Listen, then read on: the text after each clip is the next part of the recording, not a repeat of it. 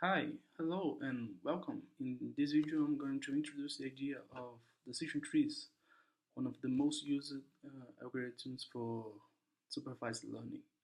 So, what are decision trees?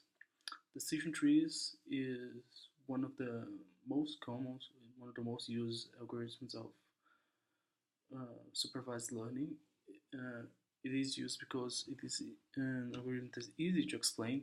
It's very easy to explain when you get to see the tree and the rules that follow. Certainly easier than neural nets and other algorithms that uh, are also very used. It can be used both for regression and for classification. So another advantage. What else?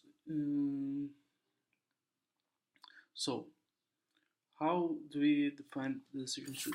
Decision trees follow a schema like this one.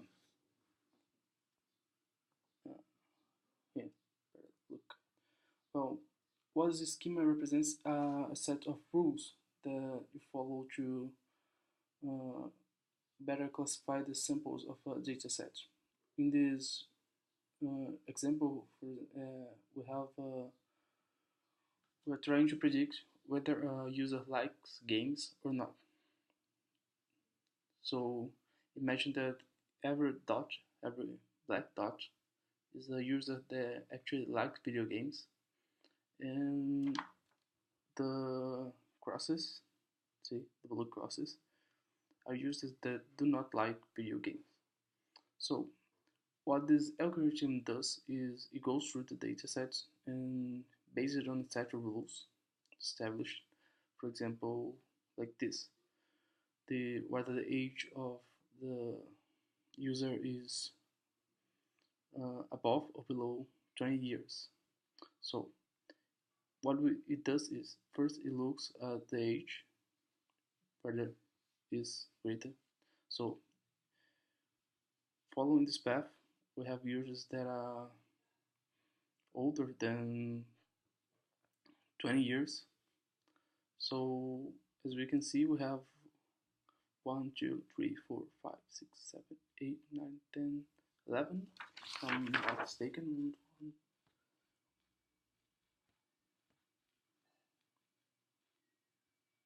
Well, we have 10 users that fall in this category, above 20 years of age.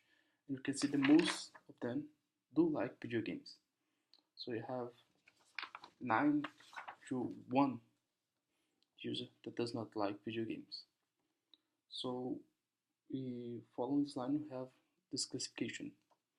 Following the other line, we have users that no, they are below 20 years of age. So we still can follow these another rules to better separate the groups, the different groups from another, users that like and users that do not like. For example, the user is male.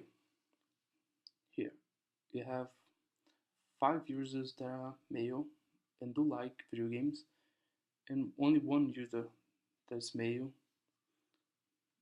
below 20 years of age, and do not like video games. In this other path, we have 4 users that are not male and are below 20 years of age, and they like video games. And we have against another 5 users that are below 20 years of age and do not like video games. So you can see the separation when it comes to these rules. The reason we call these a decision trees is because if it looks like this, see, it does resemble a tree growing with its branches spreading from space. And so let's go through how a decision tree is first trained. What we do is we take the dataset, and the dataset has multiple features, multiple columns, as you call it. So we have in this problem the age, the sex, and the index. So we have users like this: age 1935, 40, and so on.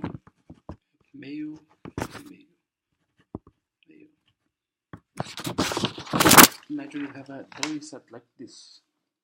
What the algorithm does is it goes through all the features available on the datasets, and it looks for the features that will separate best, that will generate the first separation the best with regards to the target variable, which is not indicated. It will be right now.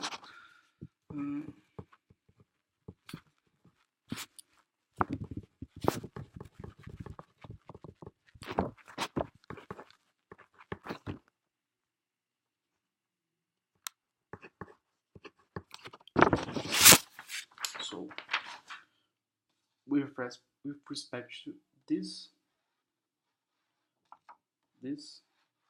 variables,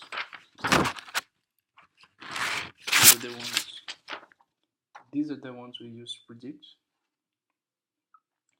this variable. So it looks for the variable which will give the best first separation. In this case, age will give the most information gain, which is another concept that is a little longer to explain in this video. So it goes through and it tries to establish these rules to separate this variable, these uses with respect to these variables, trying to produce these sets as pure as possible.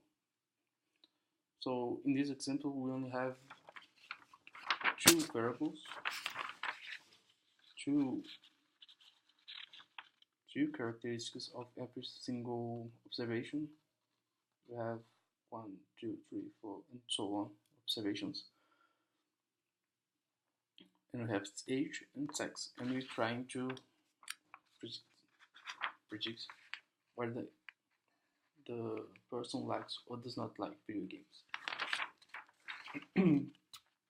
So, based on these rules, the algorithm comes to these conclusions. Well, there is a set of rules to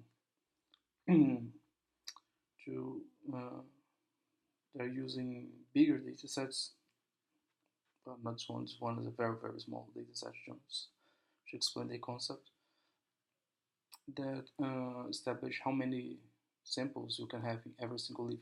This is a final leaf, by the way. The last node of following a rule. So why was I saying that this is an algorithm that's easy to explain?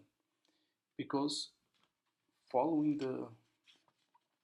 from the bottom to the I'm sorry, from the top to the bottom, we have a very clear set of rules to define whether user may or may not like, is likely or not to enjoy video games. For example, if we start here, so if the sample we're trying to predict is above 20 years of age, most likely it will like video games, as we can see. To each 10 people that we see, only one did not like video games following these rules.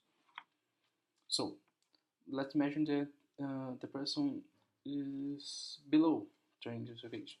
So we go through this node. Now we ask ourselves, is it a male or is it a female? Well, if he's not a female and go to the set, then you can see that it's more likely to not enjoy video games. So yeah, likely to predict that the person will not enjoy video games, and we classify them like not enjoy. I mean, it depends on the rules we are using to the business, but the user is more likely to not enjoy video games. So it and take this here.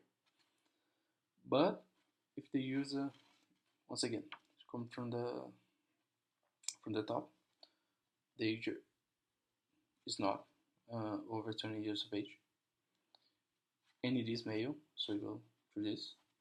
And then again, we predict that the user likes video games, will probably like video games. So yeah, we have this prediction for the user.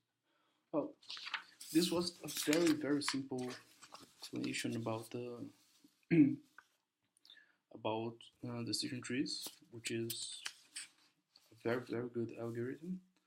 So yeah, I hope it was a satisfactory introduction.